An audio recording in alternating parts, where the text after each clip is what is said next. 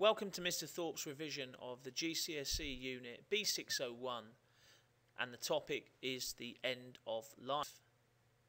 Key words. You're going to need to remember some of these key words and definitions. So I've just given you a few key words here for you to remember and to use. Key words are death, judgment, soul and funeral, heaven, hell and eternal.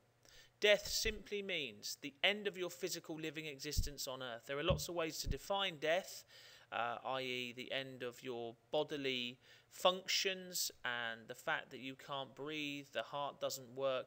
There are lots of ways you could explore or define death. Just make sure you're clear about how you give a definition when it comes to death. Judgment. Judgment takes place. It's a religious idea at the end of death. It's where God judges your life and decides upon your eternal destiny based on how you have lived your life whilst you are on earth. The soul. The soul is the invisible part, or is said to be the invisible part of your nature that is believed to live on after death. It is mainly a religious idea, although it's hard obviously to prove or disprove.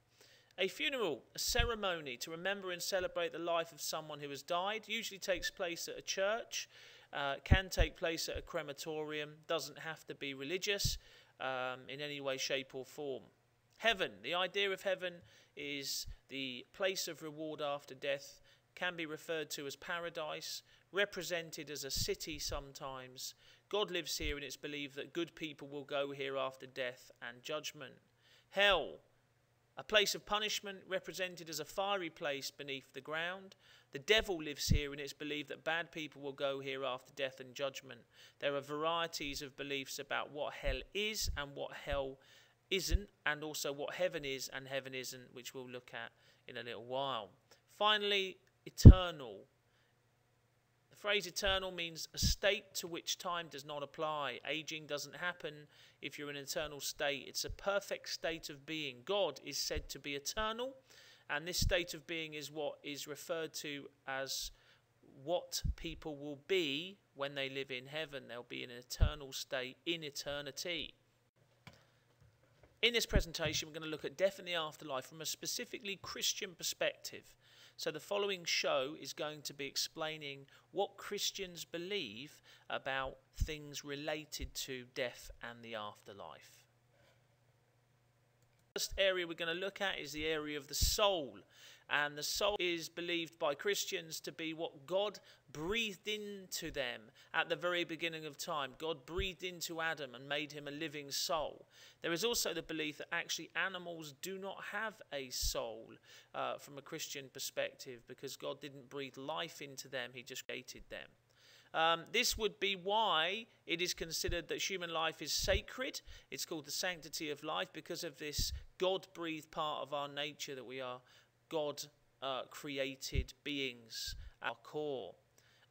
Often there is the reference that we are mind, body and soul, and it's the soul that lives on in the afterlife. Roman Catholics believe that the soul enters at conception, and that's why they believe that life is sacred at the very beginning of that process, because that's when it becomes a soul. Also, Aristotle, a Greek philosopher, talked about the soul being like the rider of a chariot. The mind and the body was the animals and the chariot themselves, and it was the soul that actually lived on after death in the afterlife. So that's what the soul is. Funerals. Obviously, funerals are events that remember the death of loved ones. And obviously, from a religious perspective, funerals are filled with hope because of the idea that those who have died will go to heaven. It's also a time where you can be sad with your family and friends, because obviously you've lost someone who you love as well. And it's a time to be thankful. Roman Catholics actually pray for the dead that in judgment they will not that they will be able to go to heaven and to purgatory. You can be buried or cremated at a funeral. Now, funerals have a variety of different things in them. They have hymns to sing about God and heaven. They have prayers to comfort the bereaved. The word bereaved means the ones who have lost someone. and prayers are said as well to comfort the bereaved, but also to pray for the departed soul. Flowers represent new life in heaven, and the cross on there represents the fact that Jesus raised from the dead. So funerals are basically sad, but they're also full of hope because of heaven and because of the fact that Jesus rose from the dead. Now, obviously, before someone goes to heaven or hell, there's this idea of judgment. Judgment is where basically God, at the end of time, judges every single human being and decides whether they basically go to heaven or hell. And this would affect a Christian in their life on earth, because they would be thinking, how I live now is going to affect whether I get judged and sent to heaven or hell. So certainly their behaviour would be something they would consider making sure it's good, because they don't want to go to hell. Also, in the story of the sheep and the goats, that is a story of judgment where God separates the good and the bad based on what they've done in their life. So that's why in your life your conduct matters as well. And Christians, a lot of Christians do believe that God will judge everyone on the basis of how they lived their life. No one will escape judgment, and that happens after death. It's a spiritual thing.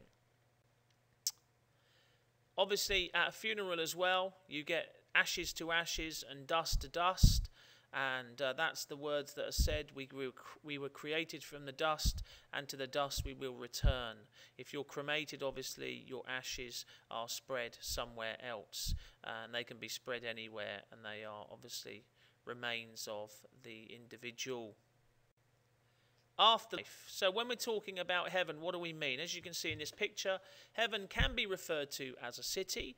Very often heaven is referred to as in the clouds or in the sky. This is a stereotypical version of heaven. Heaven is also some place that lasts forever. So what do some Christians say? The SCS stands for some Christians say. Some Christians say everyone goes to heaven because God is loving, and it would be not loving of God to send them anywhere else. However, some Christians do believe that Jesus said, I am the way, the truth, and the life, that the way to the Father is through me, and they therefore believe that only if you believe and are Christian will you go to heaven. The rest basically will go to hell. So some believe also heaven is a real place, a physical place, and some just believe it's a spiritual place after death. There will be angels there. And these angels are representative of, again, beings that exist in a state of eternalness. Also, you have Roman Catholic belief in purgatory. Their families pray for them, and this is a place where you pay for your sins and then go to heaven. This is specifically a Roman Catholic belief that basically no one will be, or very few will be good enough to go straight to heaven, that purgatory will be the place that they go to instead, and you pay for your sins there before going to heaven. Hell. Hell is a symbol of life without God. Hell does not necessarily need to be a fiery place where you burn forever, although that is what some Christians believe, that you're sent there because you don't believe in God, or because you've been bad and you just spend eternity basically in agony. However, some people think that clearly this is not true, and that the image that Jesus used of hell was basically that. It was a metaphor, an image, that actually hell is another idea, and it's this idea of life without God. If God is the source of life, then hell simply is the absence of God. And if you take God out of the equation, there is no life. So hell is just a state of emptiness. That's what some Christians believe. There's also another belief, and this belief is called annihilation, where basically you are just completely destroyed. It doesn't exist anymore. Because if you put things into a fire, they burn, they're destroyed. And it's called annihilation, and some Christians believe this. So there are three Christian views to hell. You burn forever because you have been bad or you don't believe in God. Hell is a symbol of life without God. It's a state to which God is not present, and it's not a place of fieriness. And you have the third state, which is where you are destroyed, which is called annihilation. So there's a summary of the core and key ideas to do with death and the afterlife. You need to make sure that you know each one of those areas, especially when it comes to funerals, that you understand what happens at a funeral and how it affects those in the funeral, how it affects those who have the loved ones who are behind, but also how Christian beliefs are reflected in a funeral as well.